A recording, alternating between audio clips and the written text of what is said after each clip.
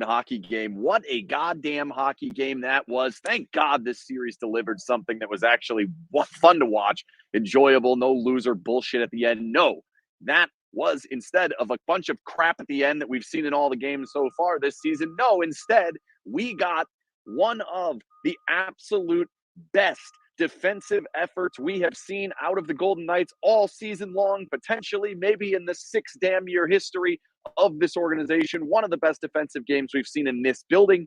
Absolutely brilliant from about 10 minutes to towards the back end of that game, basically to the end of the game. Awesome with the goalie out, awesome holding the puck in the offensive zone. Everything you can possibly ask for, they did. And really, what was very helpful was Edmonton stopped trying to throw the puck in, which just made things get even better and better and better for Vegas. That is exactly what you have to do to this team when you get a lead. Now, it's hard enough to get a lead. Golden Knights did not exactly get that lead and hang on to it easily, but they did it. They got there. There's so much to talk about in this game. I don't even know necessarily where to start because other than that, I knew I wanted to start with the defensive effort. Obviously, special teams becomes a huge part of this game. I'm not over the moon about the special teams like I think some others are, and it seemed like Cassidy kind of was. I don't necessarily know special teams wins this game for the Golden Knights. Like, yeah, okay, you only give up 1 on a 5-minute penalty, but really, when you think about it, they're 30% on the power play or a little bit better.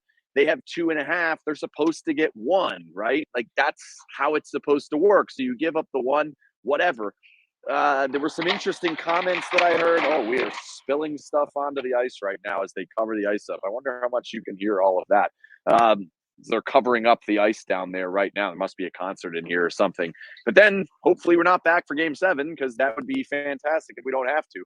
I'll be up in Edmonton. I leave tomorrow, and then we'll get up there and we'll do some stuff there. We'll definitely talk more tomorrow. I want to do a Winnow Q&A. We're going to do one of those tomorrow, and then we're going to probably we'll do some sort of Twitter space or something before I go to the airport tomorrow, because this game, we got a lot to talk about from this one. But all right, so I'll just dive into the special teams. Yeah, they're like rolling out these wooden plates and throwing them on the ice and then seemingly spilling them. It's quite the scene down there from these gentlemen. One of them has very long hair.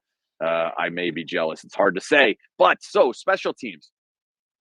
Obviously, first period, you got to stop taking these penalties. And like, I know people want to get on the referees. I cannot do that in this game. The Golden Knights got 7 power plays. I cannot get on the referees for a second in this particular game. The major penalty to me is a major. We'll get into that at some point. But obviously, the first period's a bit of a mess. I didn't think that the penalty killing was horrific that led to these 2 goals. However, I did think that just the consistent movement, the consistent ability for them to get players and pucks moving around and all these different things, it's going to kind of neutralize any sort of penalty kill the Golden Knights have. And it's not to say the Golden Knights were bad at it or good at it or any of it. It's just there's only so much to do. You're playing against one of the best power plays in the history of the league. It starts with, let's not take these plays. I didn't like the play behind the goal from Haig, pushing the guy underneath. I don't like that play. I think that is a penalty. The other one was the Smith one where he's kind of grabbing on, and like that looked like it was a penalty, and then it didn't look like a penalty. And that one,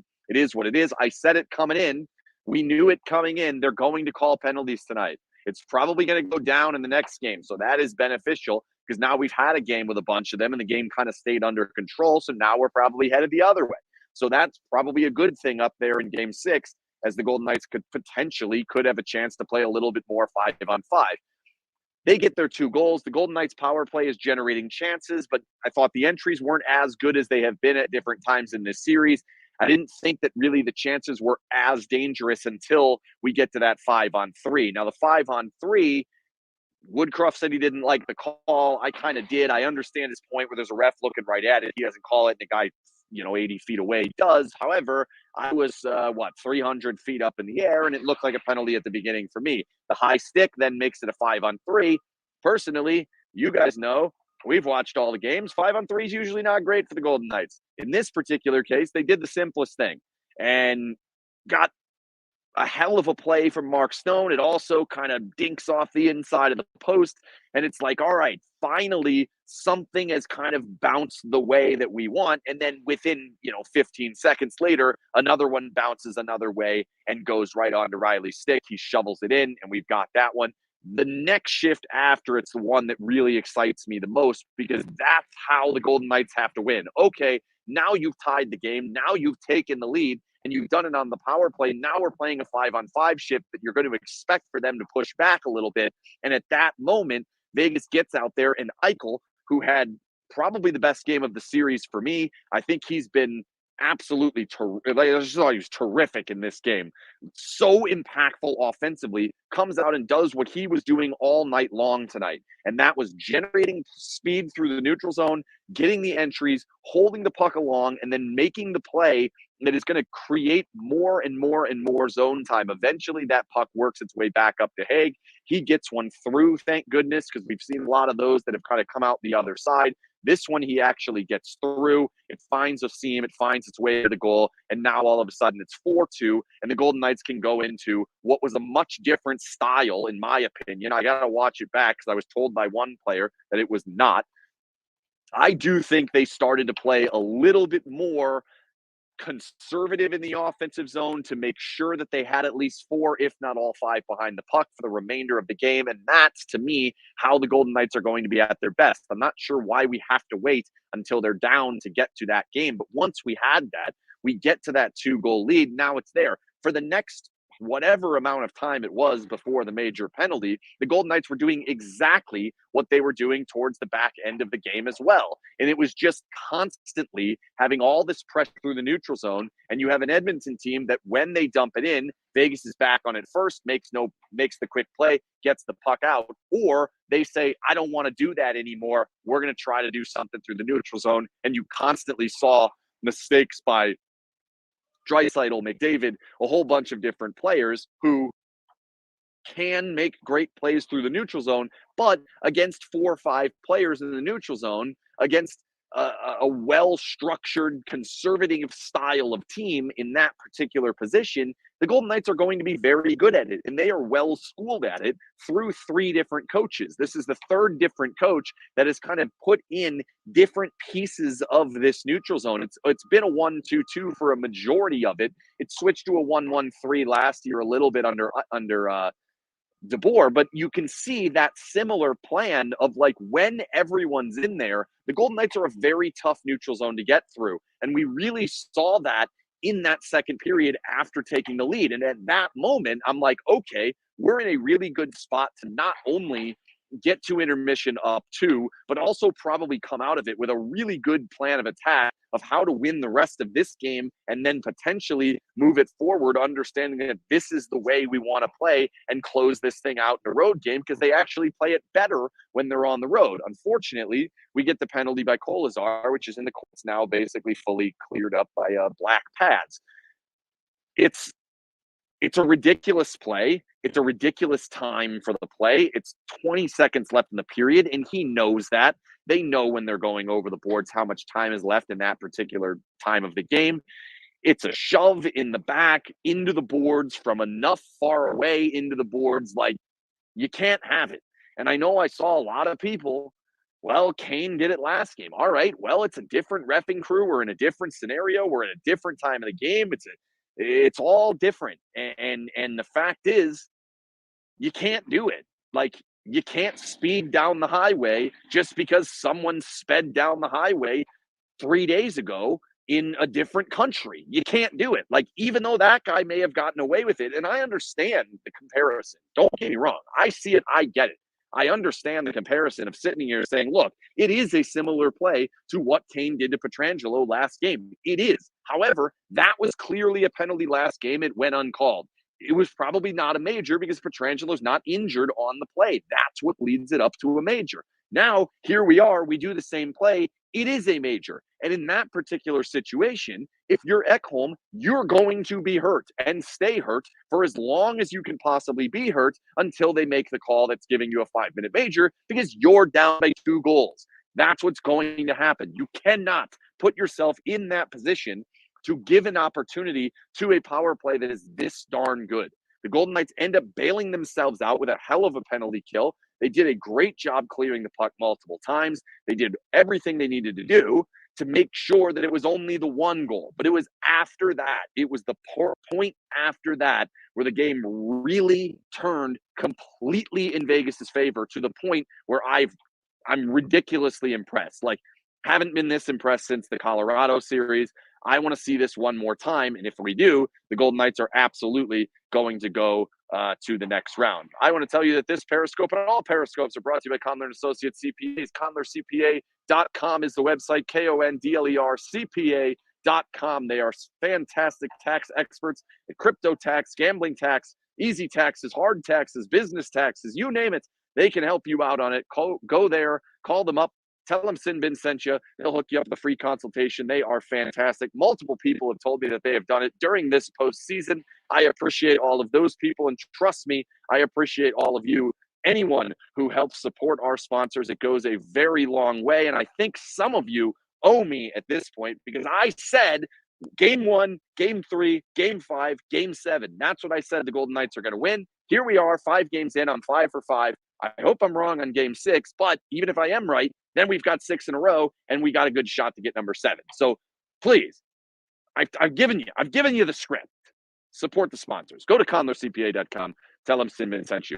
It is that last portion of the game that is, to me, what really, really, I think, can bolster the Golden Knights and should demoralize Edmonton. Edmonton came in. I thought that they were fairly confident. Woodcroft used the word multiple times. He didn't quite guarantee it's coming back for game 7, but he kind of went that way. That they felt pretty good about themselves, which to me is great. Love to hear that, because we've seen this before. We've seen the Golden Knights exit games against the Stars and against Montreal feeling pretty good, and we're all sitting here like, maybe you shouldn't. That's kind of how I feel. On the flip side, you had Cassidy, who basically said we could tell at 5-on-5 they did not have quite the same jump that they had up there in that game in Edmonton. And because of that, the Golden Knights felt like there was a little bit of a vulnerability there to be able to defend them at this level. The challenge was they had to get ahead to do that. They give up the power play, they get the response. They're still tied all the way through. Another power play, another goal. Now you're chasing for a long period of time. And let's be honest, it didn't look great at 5-on-5 when the Golden Knights were chasing. So that's why when I keep seeing Vegas is the way better team at 5-on-5, they're killing them at 5-on-5, keep it at even strength, and the Golden Knights will win the series. I'm not so sure I still believe that after 5 games. What I do believe is that once a team has a lead, the Golden Knights are better 5-on-5 defensively, with or without Pietrangelo. I absolutely believe that if we get to that point, now you're going to start to see that impact come through where they are going to be better defensively. And that's what we saw in a big way today. But if you look at like that long span there, really, I don't know the exact timing, but it was quite a while there where it's 5-on-5, it's a 2-1 game, and there is not much going on at all.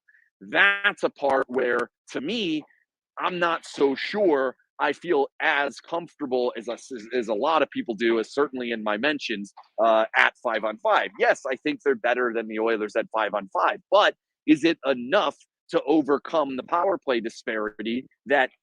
Is there a power play disparity that's even larger in this game if the Golden Knights don't get a 5-on-3? They took a high stick in the neutral zone on a 5-on-4 entry that was failing, actually. Like, it was potentially not going to get there, and they took a high stick. They took some dumb penalties as well. So that helps out where it's like that offsets the 2-0. It turns it, we end up at 2-0. It might be 3-1 at power play. So you can't just look at it that way. And really, to me, the lineup changes I didn't think worked in this particular game. I didn't think Blueger had much of an impact. There was one shift where I felt all right about him kind of holding the puck behind the goal, but I thought Wah has done that at different times on that fourth line. I didn't think Wah's impact moving up was all that beneficial. I guess I can make the argument Smith was better today, so maybe with Wah, he should get some of that credit. I think Carlson's been unbelievable the entirety of the series. The guy's been phenomenal. Like, I think he's been the Golden Knights' best player in the postseason, and that's without the points that he's been getting. He has been absolutely stupendous. Back checking, getting the puck in, his entries, his ability to hold it in the corners, his wins along the battle, his puck support, getting the puck out. It's just been so good. Penalty killing, power play, like, he's been so good to this point.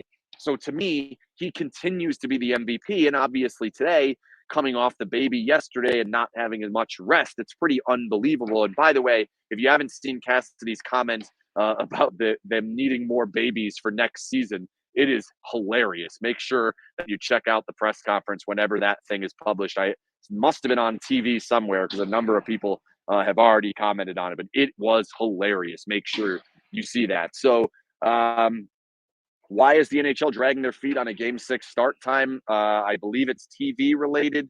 You've got TV networks arguing over who's going to get this game, who's going to get that game. There's negotiations that probably are going to happen tomorrow because it's 2 o'clock in the morning now on the East Coast, and that's where these decisions are made.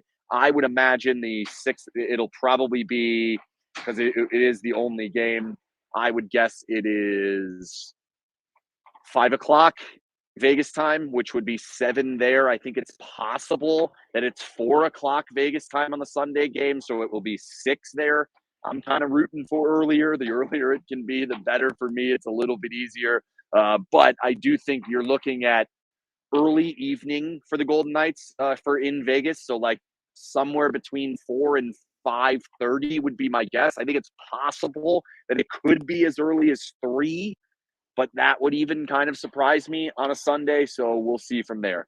Does Edmonton start Skinner again, or do they go with Campbell? I would guess they go back to Skinner again. They've done this multiple times before. I think they will do it again. Typically, Skinner has been good off of the bad game. I didn't even think he had a bad game today. So we will see what they do there. I don't think it makes a huge difference. I said it before the series started. I'll say it as the series continues to go on. The goalies aren't going to be the winners or losers of this series. Aiden Hill did not win tonight's game. He did not lose tonight's game. Stuart Skinner did not win tonight's game. He did not lose tonight's game, in my opinion, for Edmonton. I thought the best goalie of the 3 was Jack Campbell out of what we saw. So to me, it's about making sure that the play in front of them is taking away the danger that we have seen, that it is possible for both of these teams to ramp up at different times. Obviously, stay out of the box. That's been hard. Golden Knights take a whole bunch today. There's 7 penalties in favor for the Golden Knights. They end up with 7 power plays. Like, all of these things happen, and it's like now we get to a different game. How did the Golden Knights deal without Pietrangelo? Very well. I barely noticed Ben Hutton outside of getting swatted in the face with a stick that got 4 minutes and basically took us from 12 minutes left in the game down to 8 minutes left in the game. We're really not having to defend kind of at the same level. Obviously, the high stick from Eichel kind of chucked into that a little bit, but it's nice to get a 4-minute minor with 8 or 12 minutes to go in a third period when you have a lead. Certainly very good. I didn't notice Hutton that much, which is good. That means he's not getting hemmed in. That means he's not making mistakes in the defensive zone. I thought Theodore's exits were so much better today, so much quicker, so much more precise, a little bit safer in my opinion. I think at times he kind of puts himself in positions where he's trying to make that stretch pass, trying to make the perfect play up the ice, and isn't able to do it at different times. Today, I thought he kind of took that step back, which is saying, let's just be simple. Let's make the easy play. Let's get it out. And the puck support was better, maybe the best it's been in the defensive zone today, where when the Golden Knights had the puck and had numbers back, they were usually able to get it out. Where the challenge came, and why I was, again, not exactly over the moon at the 5-on-5 play, was that the forecheck of the Oilers was very, very strong at the beginning of this game. And I thought there was a lot of dangerous opportunities early, specifically coming off of Connor's stick, where that could have gotten a little bit, it could have gone a different way. And I don't think, I'll stand by it. I really don't think there's this huge gap in 5-on-5. I'm going to watch the game again tomorrow. Maybe I'll have a slightly different opinion, but in my opinion, It's not that far. Like, yeah, expected goals said it was like 2.0 to 1.5 or somewhere like that. That's about right. Maybe a little bit less, I could say. Vegas obviously has the lead. They got a couple of dangerous chances in close. And I think sometimes some of those tip chances don't necessarily get quite the expected goals numbers that they probably should get. Nonetheless, the whole game, expected goals actually goes against the Golden Knights. The first time we've seen that in a win. So that's one we have to kind of look at and say, all right, well, how did we get to that point? What do we need to do to make sure that we get to a point where we have that lead? Because that's kind of the difference to me is I'm pretty comfortable, and I think I'm even more comfortable now when the Golden Knights have a lead. I feel really good that it's probably not going to be just thrown away. And I understand that like some of these leads have disappeared in the postseason. It did happen a little bit down the stretch. I understand some of the goalie out situations have not been as good so far this season. But for me, once they're able to get comfortable in the neutral zone, get those gaps, get the reloads with the forwards coming back, and really be able to have numbers behind the puck, I think it mitigates everything that Leon and Connor do. And they become basically just a team that has to forecheck 5-on-5. And it's very difficult to do that late into a game, especially a game that has the intensity and has kind of the adrenaline you need to keep it up 2 hours into a game. It's very, very difficult if a team is playing structured hockey, and the Golden Knights are very good at it. Getting that lead is where the challenge comes in, because I don't think the Golden Knights were far and away dominant to start this game and get this lead at 5-on-5. The numbers bear that out. Yes, they had a tip chance right in front that leads to that goal, but if you look at that first portion of the game, Edmonton gets the penalty, they score on the power play, Vegas gets the response goal, but then there was a lot of dangerous stuff happening coming back towards the Golden Knights, and I thought it was getting away from them a little bit that led to ended up being 2-1, and then the beginning of the second period is the one you really have to look at, which is now you've got a little bit of a simpler style play out of Edmonton, and Vegas's countering of it wasn't particularly good. They did not generate all that much of danger until they end up getting bailed out by a couple of penalty calls, both drawn by Jack Eichel. I think that's all I've got to say for tonight. Again, thanks to Kondler and Associates CPAs for sponsoring all of our Periscopes. If anybody else has questions, go ahead and put them in. Again, we're going to do a Winnow Q&A. I haven't decided the time. It'll probably be sometime in the midday tomorrow, because we've got a press conference, I believe, at 10:30 in the morning tomorrow, and then we'll do that. We'll see if I decide that I have time to hop on to Twitter Spaces tomorrow as well. We'll give some other people some opportunities to talk, see if there's any changes, anything comes up in practice, anything of that. Kolazar suspended, I would say no. 5-minute major, game misconduct. That's basically what he earned in that particular spot. If that had gone as nothing, and then we look back, maybe you look at that being a game if it had gone as nothing. But I think getting the 5-minute penalty in the third period, there's enough time for him to miss an entire third 5-minute major. I do not think that we will do. Does Winnow charge your credit card or a phone bill? The answer to that is your credit card. It does not charge your phone bill. There is no charges on your phone at all, other than, I guess, if you receive text and you still pay for that, that would be kind of weird. Winnow.app/SinBin, all lowercase, WINNO.app/SinBin. Sign up now. If you sign up, you get like 7 days. So if for whatever reason things don't go well, you can cancel it for free. If they do, we'll be into the next round. We'll be in the conference final. We can start talking and doing all sorts of stuff on there. It's really good. I send all the news out every time when I get it. Thoughts on Hill tonight? Don't think he did anything great. Don't think he did anything wrong. That's what you want out of Aiden Hill. We'll see how it goes up there in Edmonton. I thought he was not as good in that game up in Edmonton. We will see. I would make the argument, yes, I would consider putting Amadio back in. For me, that would probably go back in with Smith and Carlson. I would then probably, at that point, probably take Kolazar out. I don't think Kolazar has had the impact that you were hoping. Obviously, today he has the worst kind of impact you can have. I don't think his forechecking has been as dangerous, and I don't necessarily think he's helping Will Carrier do enough that is making them dangerous enough. But that being said, I actually think the more impactful player in the series, outside of the ridiculous negative that we have seen from today's 5-minute major, I would say that the more impactful player between Carrier and Kolazar has been Kolazar. So if you still want that physical presence, if you understand that it's probably going to get ramped back up again in the next game, we'll see how that goes. But I would probably take one of them out and get a Matteo back in. I was not over the moon with Bluger today. I don't think that's fully Bluger's fault. I'm a little bit confused at why we didn't see more of Bluger on the penalty kill earlier in the game. I think he did go over on the 5-minute. I can't exactly remember.